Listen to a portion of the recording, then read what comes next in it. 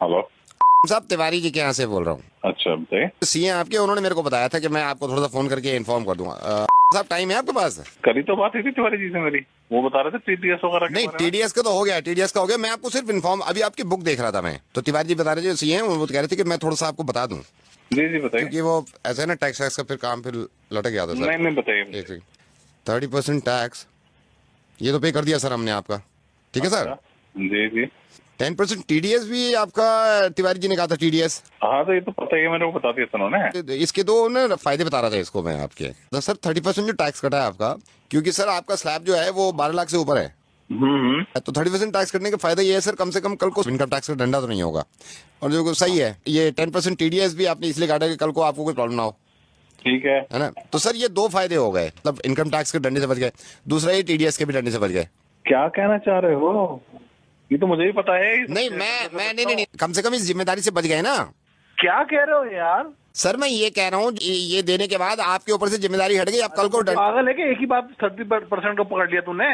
मेरे को पता नहीं है ये बात। ये तो पता है सर आपको। तो 30% टैक्स दे दिया तो इनकम टैक्स का डंडा आप पे नहीं पड़ेगा, आपकी जिम्मेदारी खत्म, आप बुरा मत मानिए सर। लेकिन इनका डंडा पड़ गया, ये क्या होगा फिर? यार रोजे रमजान में गालियां दिलवाएगा, क्या रह गया? सर ये क्या? सर 2.5% ज़कात। है?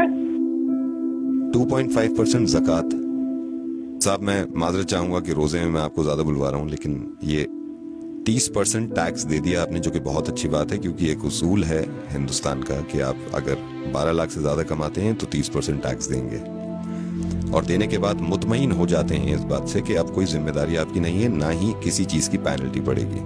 टीडीएस दे देते हैं आप 10%, साहब 2.5%, 2.5%, वो भी आपकी इनकम पे नहीं, आपकी सेविंग पे, सिर्फ 2.5% ज़कात, जो कि आप नहीं देते हैं। आप बिल्कुल ये मत समझिएगा कि मैं इस चीज के लिए शर्मिंदा करना चाह रहा हूं आपको, मैं नाम तक नहीं बता रहा हूं भाई। मैं सिर्फ ये कहना चाह रहा हूं कि अगर आप इनकम टैक्स नहीं देंगे तो उससे जाती तौर पर किसी एक इंसान को परेशानी नहीं होगी, वो हमारी मुल्क की तरक्की के आड़े आता है। लेकिन अगर ज़कात नहीं देंगे, वो भी सिर्फ 2.5%, कोई ना कोई तो अल्लाह ताला ने आप में ये बात देखी होगी, सलाहियत देखी होगी कि ये एक ऐसा बंदा है मेरा जिसको मैं इतना दूं, इतना नवाजूं, और अल्लाह ताला को पूरी उम्मीद होगी देने से पहले कि ये इंशाअल्लाह उस पैसे में से ज़कात निकालेगा और उन लोगों की मदद करेगा जो मुस्तहिक हैं, जो परेशान हैं, और खास तौर से इस महीने में, जिस महीने में ज्यादा से ज्यादा निकालना चाहिए। मैं माफी चाहूंगा सबसे पहले कि मैं इस तरह आपको फोन कर रहा हूँ। मैं रेडियो मिर्ची से नवेद बोल रहा हूँ असलम भाई, और इस बात की किना मत रखिएगा दिल में, वो आपसे मोहब्बत ही करते होंगे जिन्होंने ये बताया कि आप उन्हें प्लीज समझाइए कि वो ज़कात दिया करें, क्योंकि वो भी ये चाहते हैं कि आपकी आखिरत संभल जाए। फोन मत काटिएगा, मैं छोटी सी बात आपकी इस बच्चे की कराना चाहता हूँ। मैंने फोन पे इनको होल्ड पे रखा हुआ और ये बहुत देर से इंतजार कर रहा है। मैं रेहान, जरा फिर से बताना, तुम्हारी अम्मी ने आज रोजा रखा है? नहीं रखा। रेहान क्यों नहीं रखा रोजा उन्होंने? क्योंकि मेरी अम्मी बीमार है। तो तुम्हारे अब्बू क्यों नहीं इलाज कराते तुम्हारी अम्मी का, ताकि वो रोजे रख सकें? मेरे अब्बू के पास पैसे नहीं है। ये जो बच्चा है, इनकी वालदा को कैंसर है। इनकी वालदा रोजे यूं नहीं रख सकती क्योंकि ये बीमार हैं। बीमार इसलिए हैं क्योंकि ये इलाज नहीं करा सकती।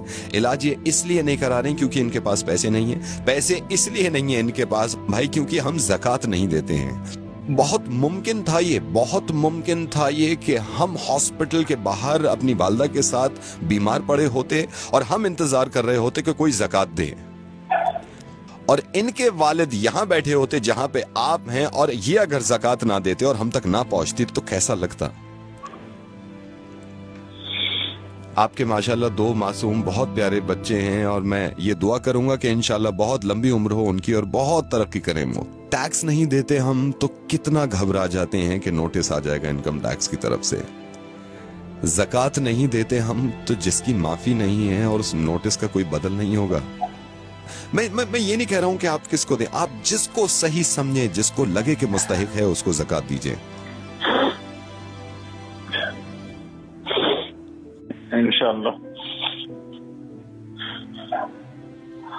ज़कात जरूर दूंगा, और इस बच्चे को अगर जरूरत हो किसी चीज की तो मुझे जरूरत है। इस बच्चे को अब जरूरत नहीं है, इस बच्चे तक पहुंच गया, लेकिन हमारे ही हिंदुस्तान में बहुत सारे बच्चे ऐसे हैं जो इंतजार कर रहे हैं हमारी ज़कात का।